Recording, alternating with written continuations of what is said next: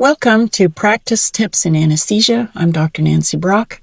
Today I'm going to be speaking to you about a favorite topic of mine, which is the importance of pre-visit pharmaceuticals and why I attach so much importance to them as far as helping make anesthesia better. I'm a big fan of keeping things simple and not adding any unnecessary steps to the process of anesthesia.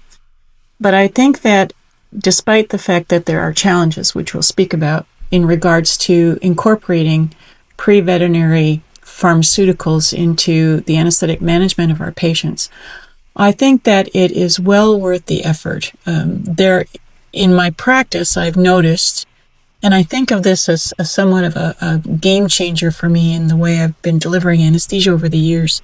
When I began to address anxiety and stress in my patients before they received anesthesia drugs, I found that the drug effects were more predictable. I had fewer adverse events. I was able to use my predictable, calculated doses of my anesthetic drugs. And overall, there was just less drama when it came to the way patients went under anesthesia and the way they woke up.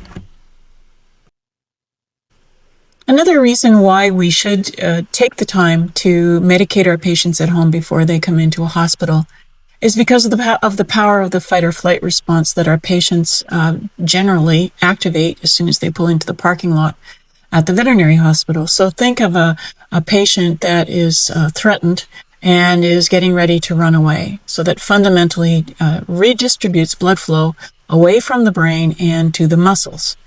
But our target organ is the brain, and so the drugs that we're administering, we'll have to give more of them to get the concentrations of the drugs in the brain that we need to get the desired effect. But generally speaking, the adverse events that we see with the drugs that we administer in anesthesia, those are dose dependent.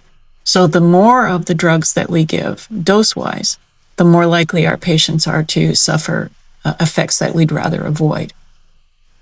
Another good reason to incorporate pre-medication at home is that handling of patients can be hazardous to staff, and also handling of patients that are anxious and combative will slow down the processes at work so that it's difficult to get through the day in a timely manner and address the surgical caseload that you have without dragging the day on into the wee hours. I hope you found this video helpful. Please hit the like button and subscribe to our channel.